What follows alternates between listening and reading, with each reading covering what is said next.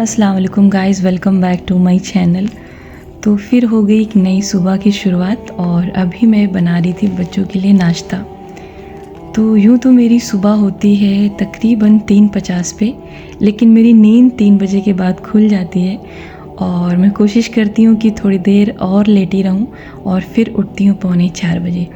तो मुझे बचपन से ही बहुत सुबह सुबह उठने का शौक़ था और अल्हम्दुलिल्लाह ये आदत आज भी बरकरार है और इंशाअल्लाह आगे भी ये आदत मैं बरकरार रखूँगी, क्योंकि सुबह का जो वक्त होता है बहुत सुहाना होता है और बहुत बाबरकत टाइम होता है। और मेरी कोशिश यही होती है कि मैं फ़जर की अज़ान के तकरीबन 40 से 50 मिनट या फिर 1 घंटे पहले उठूँ और उस वक्त जब आप अल्लाह को पुकारते हैं ना, तो आपकी दुआएं रद्द नहीं होती हैं, कबूल की जाती हैं, क्योंकि वो एक ऐसी घड़ी होती है ना जब अल्लाह खुद बंदों को बुलाता है कि मुझसे मांगो मैं अता कर दूँगा। तो आप कोशिश करें कि अभी तो रात खैर काफ़ी लंबी हो रही है, अभी आपको बहुत अच्छा टाइम है कि आप सुबह अपनी आदत बना लें।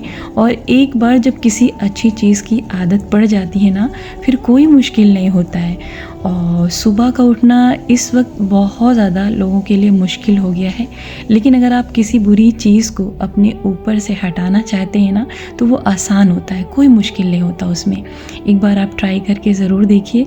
और मैं तो ये कहती हूँ ना कि हर मुसलमान के घर से सुबह के वक्त कुरान की तिलावत की आवाज़ आनी चाहिए और उस तरफ से अगर किसी इंसान का गुज़र होना उस टाइम, तो उसे पता चलना चाहिए ये कोई आम घर नहीं है, बल्कि एक मुसलमान का घर है। यानी कि आपके घर में फजर के वक्त इतनी रौनक होनी चाहिए ना कि सामने वाले बंदे को एहसास हो जाए कि हाँ, ये किसी अल्लाह के बंदे का घर है। तो कोशिश करें कि आप भी ऐसा ही जो है माहौल अपने घर में बनाएं, सुबह सुबह उठें, खुद भी इबादत करें।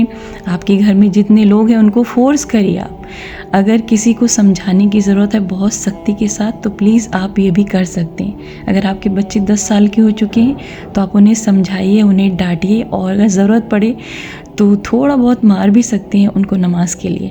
और आप जो है इबादत करने के साथ साथ आपके घर में अगर टीवी है तो उसका अच्छा इस्तेमाल करने का तरीका ये है कि आप उसमें सूरह बकरा की तिलावत लगा दें और सूरह यासीन, सूरह रहमान, सूरह वाक़िया, सूरह मुल्क और साथ ही साथ आप मंजिल की भी तिलावत उसमें लगा लें। तो ये बहुत ही खूबसूरत सी कारपेट है रेड कलर की, जिसको कि मैं स्मार्ट बाज़ार से लेकर आई थी। तो ये ऑफ़र के बाद मुझे तकरीबन 900 की मिल गई थी। तो आज की इस वीडियो में मैं आपके ही सवालों का जवाब देने वाली हूँ। तो 2-3 सवाल हैं, लेकिन एक सवाल ऐसा आया ना जिस पर मुझे बहुत अफसोस हुआ। तो लास्ट वाली वीडियो में मैंने यही कहा था कि जो रिश्ता आपको तकलीफ़ दे आप उससे दूरी बना लें, लेकिन एक सवाल आया कि अगर औलाद ऐसे निकल जाए तो उसे ज़िंदगी से कैसे निकाला जाए। तो मैं कोशिश करूँगी कि इस पर आपसे डिटेल से बात करूँ इंशाल्लाह। और एक सवाल ये था कि कर्ज़ की अदायगी कैसे की जाए, उसकी दुआ बता दें। तो ये सवाल मुझे बहुत पहले आया था, तकरीबन 2 महीने पहले आया था और उस वक्त पापा का इंतकाल हुआ था, तो चैनल पे मैं नहीं एक्टिव थी और बस ये समझें कि मैं इतना टूट गई थी, मुझे ऐसा लग रहा था कि दोबारा मेरा चैनल पे काम करना मुश्किल होगा। और फिर खैर मैंने बहुत खुद को संभाला और तकरीबन 2 महीने के बाद मैं वापस चैनल पे कंटिन्यू हूँ अभी। और अभी बहुत सारे मेरे पास काम भी हैं, लेकिन मैं कोशिश करती हूँ कि थोड़ा थोड़ा टाइम निकाल के कुछ छोटी छोटी वीडियोस को ऐड करके ब्लॉग की सूरत में आप तक पहुँचाया जाए, ताकि चैनल पर भी हमारा काम चलता रहे। तो खैर वीडियो में आगे बढ़ने से पहले मैं आप सबका दिल से शुक्रिया अदा करना चाहती हूँ, क्योंकि लास्ट वाली वीडियो को आप सब ने बहुत पसंद किया और बहुत सारे नए लोग मेरे चैनल से ऐड हुए हैं। तो आपका वेलकम है हमारे चैनल पे। और लेकिन एक चीज़ मैं आप लोगों से कहना चाहूँगी कि जब भी आप चैनल से जुड़े ना, तो आप अपने रीज़न को बता दें कि आप किस वजह से चैनल से जुड़े हैं, क्योंकि मैं यहाँ पर दीनी बातें भी करती हूँ, दुनियावी बातें भी करती हूँ, कुछ हमारी लाइफ की भी बातें होती हैं और कुछ यहाँ पर हम बागवानी की भी बातें करते हैं। तो कुछ लोग आए जिन्होंने ये कहा कि मेरा व्लॉग उन्हें पसंद आया, लेकिन उन्हें जो है हमारी गार्डनिंग बहुत पसंद आई है। यानी कि उन्होंने जो है अपना रीज़न बता दिया कि वो क्यों जुड़े हमारे चैनल से। तो फ़िलहाल अभी मैं आ गई थी कॉलेज और आज मुझे यहाँ से अपनी DPhil की डिग्री रिसीव करना था, यानी कि डॉक्टरेट की डिग्री को रिसीव करना था। तो अल्हम्दुलिल्लाह वो मैंने आज यहाँ से ले लिया है। तो मेरी पढ़ाई तकरीबन 2 साल पहले कंप्लीट हो गई थी, लेकिन डिग्री इशू कराने में थोड़ा सा हम लेट हो गए क्योंकि जॉब वगैरह के बारे में हमने सोचा नहीं था, तो इसलिए थोड़ा सा डिले हो गया। तो तकरीबन 6 महीने पहले मैंने स्टार्ट किया था काम को, जो भी यहाँ पे डॉक्यूमेंट सबमिट करने थे वो सब कर दिया था मैंने। फिर जुलाई में मैंने यहाँ पर अप्लाई किया, तो फिर मेरे फादर की डेथ हो गई एंड हमारी डिग्री यहीं पर पड़ी रहेगी, तो आज मैंने सोचा कि उसको भी रिसीव कर लेते हैं। तो बस फ़ौरन ही हमारी डिग्री मिल गई और बस मैं अल्लाह का बहुत हज़ार बार करोड़ों बार शुक्राना अदा करती हूँ कि उसने मुझे ज़िंदगी में बहुत संभाला और बहुत कुछ अता किया। तो खैर जी, चलिए आपके सवाल का जवाब दे देती हूँ। तो यूँ तो इंसान की ज़िंदगी में ना बहुत सारी मुसीबतें आती हैं, तो कभी कभी किसी के साथ की ज़रूरत हो जाती है और कभी कभी फाइनेंशियल सपोर्ट की ज़रूरत हो जाती है, और उसी में हम एक कर्ज़ के तले दब जाते हैं। तो कर्ज़ बहुत बड़ी मुसीबत होती है, और यूँ कहें कि एक तरीके से इंसान की ज़िंदगी जो है बहुत उलझनों से भर जाती है। तो यहाँ पर ये है मेरे बेटे अमान और ये हैं मेरे भाई के बेटे अली हसन। तो बस ये लोग लखनऊ की तरफ जा रहे हैं और 8 से 10 लोग जा रहे हैं, क्योंकि हमारी बड़ी अम्मी और हमारे फूफा फूफी और उनकी बहन सब उम्रा पे गए थे और अभी बस वो इंशाल्लाह वापस आने वाले हैं। और हम तो उनसे नहीं मिल सके थे क्योंकि सभी लोग घर से चले गए थे और अम्मी हमारी अकेली घर में थी, और इस वक्त हमारी अम्मी इद्दत में हैं। तो मैंने यही बेहतर समझा कि मैं उनके साथ टाइम स्पेंड करूं, क्योंकि जब किसी का मुश्किल वक्त होता है ना, तो उस वक्त उनको बहुत सपोर्ट की ज़रूरत होती है। और जैसे उनकी इद्दत पूरी हो जाएगी तो इंशाल्लाह वो भी हर जगह साथ जाएंगी। तो अली हसन बहुत क्यूट है माशाल्लाह, और अभी आगे देखिएगा इनकी बहुत ही जो है फ़नी वीडियोस मेरे पास आई, लेकिन मैंने बस थोड़ा सा ऐड किया। तो इनके फादर की यानी कि मेरे भाई की एक अदा मुझे बहुत पसंद आती है, और आई होप आप देखेंगे ना तो आपको भी बहुत ही ज़्यादा पसंद आएगा। तो जब भी मैं पापा के घर जाती हूँ ना, तो मैं जब अपने भाई को इस तरह से देखती हूँ ना, मेरा दिल बहुत खुश होता है, और मैं यही सोचती हूँ कि दुनिया में जितने भी बाप हैं ना, वो अपनी औलाद का ऐसे ही ख्याल रखें। तो पापा के जाने के बाद हमारे बीच वाले भाई के ऊपर बहुत सारी जिम्मेदारियां आ गई, क्योंकि जो काम पापा संभाला करते थे अभी वो इनके फादर संभाल रहे हैं। तो यूँ तो मेरे 3 भाई हैं, तो 2 भाई मेरे डॉक्टर हैं, वो दोनों जॉब में हैं, और इनके फादर बिज़नेस संभालते हैं। तो हम सब के साथ साथ हमारे भाई के लिए भी बहुत मुश्किल वक्त है, क्योंकि वो सबसे ज़्यादा पापा के साथ टाइम स्पेंड करता था, और उसके लिए तो मतलब सब्र करना बहुत बड़ी बात है, और बहुत मतलब उलझनों से भरा हुआ काम होता है बिज़नेस, और उसको संभालना कोई आसान काम नहीं होता है। लेकिन बस अल्लाह उनको हिम्मत दे और उनको ताकत दे, और बहुत बड़ी ज़िम्मेदारी पर इस वक्त वो फायज़ हैं। तो खैर जी, चलिए अभी बात कर लेते हैं हम कर्ज़ की अदायगी की दुआ के बारे में। तो बस अल्लाह ताला आपके कर्ज़ को आसान करे, और मैं आपसे कहना चाहती हूँ कि कोई भी आपकी ज़िंदगी में मुसीबत हो ना, तो सबसे पहले आप अल्लाह से करीबी बढ़ाएं, उससे क़ुर्बत बढ़ाएं, नमाज़ पढ़ें, दुआएं मांगें। आपकी जो भी मुश्किलें हैं ना, अल्लाह सब आसान कर देगा। तो फ़िलहाल कर्ज़ की एक दुआ है, अगर आपके ऊपर पहाड़ के बराबर भी कर्ज़ होगा ना, तो इंशाल्लाह उसकी अदायगी हो जाएगी। तो गौर से सुन ले दुआ को, और जितना हो सके आप इस दुआ को पढ़ें। अल्लाहुम्मा क़फ़िनी बिहलालिका अन हरामिक व अग़निनी बिफ़ज़लिका अम्मन सिवाका, कि ए अल्लाह तू मेरे लिए किफ़ायत कर जा हलाल माल के ज़रिए से, और मुझे हराम माल से बचा ले, और तू मुझे गनी कर दे अपने फ़ज़ल से, और अपने सिवा मुझे दुनिया में किसी का मोहताज मत बना। तो प्लीज़ आप इस दुआ का विर्द ज़रूर करिए, और कोशिश करिए कि आप तहज्जुद की नमाज़ पढ़ें, क्योंकि वो वक्त और वो घड़ी ऐसी होती है ना कि आपके पास अगर पहाड़ के बराबर भी मुश्किलें हैं ना, सब अल्लाह आसान कर देता है।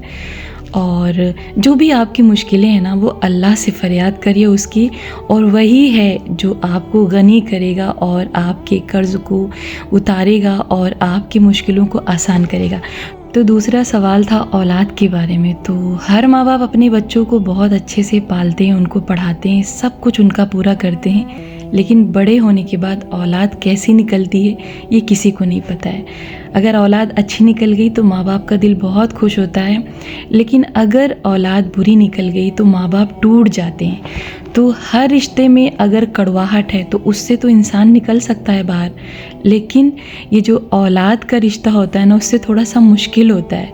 लेकिन मैं आपसे यही कहना चाहूँगी कि ये दुनिया ना हम मुसलमानों के लिए इम्तिहान गाह है और यहाँ पर अल्लाह हमें हर पल आजमाएगा। तो अगर आपकी ज़िंदगी में आपकी औलाद नाफरमान है ना, तो बस यूँ समझें आपकी आजमाइश चल रही है। और अल्लाह ताला ना जब किसी बंदे को कोई तकलीफ़ देता है ना, तो वो कोई आम बंदा नहीं होता, बल्कि वो एक ख़ास बंदा होता है और वो एक सेलेक्टेड बंदा होता है अल्लाह की नज़रों में। क्योंकि जब अल्लाह किसी को कुछ अता करना चाहता है ना, तो उसको पहले मुसीबतों से घेरता है, उसे मजबूत बनाता है, उसके बाद उसको ज़िम्मेदारियाँ सौंपी जाती हैं। तो अगर आपकी ज़िंदगी में कोई तकलीफ़ है, चाहे किसी भी चीज़ के ज़रिए हो, चाहे औलाद के ज़रिए हो या फिर आपके शौहर के ज़रिए से हो या आपकी वाइफ के ज़रिए से हो या फिर कोई अदर पर्सन के भी ज़रिए से हो सकती है, तो आप उसमें नाउम्मीद मत होया करिए। क्योंकि अल्लाह ताला जिसे पसंद करता है ना, उसे आजमाइशों से घेरता तो है लेकिन अकेला नहीं छोड़ता है कभी। ये आप हमेशा याद रखिएगा कि जो अल्लाह के महबूब बंदे होते हैं ना, अल्लाह उन्हें कभी अकेला नहीं छोड़ता है। यूँ वो दिखते हैं अकेले, भीड़ से अलग होते हैं, भीड़ में तन्हा खड़े दिखते हैं, लेकिन उनके साथ ना दुनिया का बादशाह यानी कि खुदा होता है और फिर वो अकेले हो के भी बहुत भारी पड़ जाते हैं लोगों पे। तो अगर आपकी ज़िंदगी में औलाद के ज़रिए से आजमाइश चल रही है ना, तो प्लीज़ आप सब्र करिए और नमाज की पाबंदी करिए और दिल से उनके लिए दुआ करिए कि अल्लाह ताला उनको फर्मा बरदार औलाद बना दे। और क़यामत की एक निशानी ये भी है ना कि हर मुसलमान घराने का बच्चा नाफरमान भी होगा। तो अगर आप ऐसी मुश्किलों से गुज़र रहे हैं ना, तो अल्लाह से मदद मांगिए। और अल्लाह को जब दिल से पुकारा जाता है ना, तो अल्लाह सुनता है। अगर कोई ये कहता है ना कि अल्लाह मेरी नहीं सुन रहा है, मेरी दुआएं नहीं कबूल हो रही हैं, तो मैं इस चीज़ को मान ही नहीं सकती। क्योंकि आप अगर दुनिया में भी किसी को मोहब्बत देते हैं ना, तो बदले में उसकी तरफ से मोहब्बत मिलती है। कभी कभी लाइफ में ऐसा हो जाता है कि हाँ, कुछ ख़राब लोग आपकी लाइफ में आ जाते हैं और अच्छा रिस्पॉन्स नहीं करते हैं, लेकिन सब लोग ऐसे नहीं होते हैं। लेकिन अल्लाह जो है वो तो 70 माओं से ज़्यादा मेहरबान है ना। तो आप जब उसको दिल से पुकारेंगे तो क्यों नहीं सुनेगा। अगर आप मेरी बात करेंगे ना, तो मुझे अल्लाह ने बहुत आजमाइशों से गुजारा, आज भी मैं बहुत सारी आजमाइशों से गुज़रती हूँ। लेकिन मेरी सबसे बड़ी खासियत ये कि मैं सिर्फ अल्लाह का साथ लेके चलती हूँ। और अगर मैं अपनी बात करूँ ना, तो बचपन से मैं बहुत ज़्यादा चंचल थी। तकलीफ़ क्या होती मुझे पता ही नहीं था, आंसू क्या होता मुझे एहसास ही नहीं था। और मेरी आंखों में सबसे पहली बार आंसू उस वक्त आया जब मेरे पापा के चचा मुकीमुद्दीन साहब का इंतकाल हुआ, यानी कि मेरे दादा का इंतकाल हुआ। तो उस हादसे के बाद मैं बहुत रोई और फिर उसके बाद मेरी शादी हुई। तो शादी के बाद जो मेरी ज़िंदगी थी ना, बहुत ज़्यादा आजमाइशों से भरी थी। पूरे 15 साल, यानी कि 2006 में मेरी शादी हुई और उसके बाद तकरीबन 2019-20 तक मेरे जो टाइम थे ना, बहुत मुश्किल थे, हर तरीके से मुश्किल था। मैं सही होकर भी खुद को सही नहीं साबित कर पा रही थी। और सच कहूँ ना, तो ज़िंदगी में बहुत सारी प्रॉब्लम थी, हर काम उलट पलट हो रहा था। मेरी लाइफ जो शादी के पहले थी ना, शादी के बाद सब कुछ चेंज हो गया, बिल्कुल मेरे अपोजिट हो गया। और हर तरीके से अल्लाह ने मुझे आजमाइशों से घेरा। फाइनेंशियल प्रॉब्लम, किसी के सपोर्ट ना होने का प्रॉब्लम, बहुत सारे मुश्किलों से मैं घिरी और लेकिन मैंने अपनी हिम्मत नहीं हारी। और अल्हम्दुलिल्लाह मैं दीनी एजुकेशन से जुड़ी थी, तो साबित कदम रही मैं और अल्लाह ने मेरा बहुत साथ दिया और अल्हम्दुलिल्लाह सब कुछ मेरा बेहतर भी हो गया। लेकिन फिर मुझे अल्लाह ने आज़माया। लेकिन अल्लाह ने जब इस बार आज़माया ना, तो वो आज़माइश बहुत बड़ी आज़माइश थी। तो 2020 में मेरी सगी बहन बीमार हुई, कोरोना का टाइम था। तकरीबन 17 महीनों तक उन्हें फ़ीवर रहा, उतरता चढ़ता, और शादी नहीं हुई थी। तकरीबन 25-26 साल की उनकी उम्र थी और फिर उनकी डेथ हो गई। वो टाइम मेरे लिए सबसे मुश्किल का टाइम था और एक तरीके से मैं डिप्रेशन में वापस से चली गई। और फिर उसके बाद मैंने बहुत अल्लाह से दुआ की, बहुत ज़्यादा दुआ की, और वही वो समय था जब मैं पूरी तरीके से चेंज भी हो गई। जो मेरी दुनिया से मोहब्बत थी ना, वो सब ख़त्म हो गई। और अभी तो 2 साल पूरे भी नहीं हुए थे और वो ज़ख़म बहुत हरा था। लेकिन फिर अल्लाह ने मेरी ज़िंदगी से एक ऐसी कीमती चीज़ को ले लिया ना कि वो टाइम मेरे लिए बहुत मुश्किल था, यानी कि मेरे वालिद साहब का जाना मेरे लिए बहुत मुश्किल था। तो माँ बाप सभी के लिए प्यारे होते हैं, लेकिन मैं अपने फादर से बहुत ज़्यादा कनेक्टेड थी और वो मुझे बहुत ज़्यादा मानते थे। तो जिस दिन वो इस दुनिया से गए ना, उस दिन मुझे पहली बार ऐसा लगा कि हाँ, मैं बहुत अकेली हो गई हूँ, क्योंकि मैं बहुत मज़बूत हूँ अल्हम्दुलिल्लाह, और मेरे फादर बहुत मज़बूत थे। मैंने कई बार कोशिश किया कि मैं उनके बारे में बात करूँ, लेकिन मेरे से नहीं हो पाता है, और मैं चाह कर भी मैं उनके बारे में कोई बात नहीं कर पाती हूँ, क्योंकि उनका जाना एक ऐसा दर्द है ना जो कभी मिटाने से भी नहीं मिट सकता है। और एक ऐसा इंसान जो इतना मज़बूत हो, उसकी पर्सनालिटी इतनी मज़बूत हो, इतना मेहनत करने वाला हो, और अचानक से पता चलता है कि एक चलता फिरता इंसान जो अपने काम में, अपने बिजनेस में पूरी तरीके से मशगूल है, बिज़ी है, और एक दिन पता चलता है कि उसे कैंसर हो गया। तो खैर तकरीबन 10 महीनों तक उनका इलाज चला, उनका ऑपरेशन भी हुआ, बॉम्बे से उनका ट्रीटमेंट चला। लेकिन जब अल्लाह की तरफ से वक्त पूरा हो जाता है ना, तो फिर कोई डॉक्टर काम नहीं आते हैं। यूँ तो मेरे घर में मेरे 3 भाई डॉक्टर हैं अल्हम्दुलिल्लाह, मेरे 2 अपने सगे भाई और मेरे एक बड़े वालिद साहब के बेटे हैं डॉक्टर अब्दुल।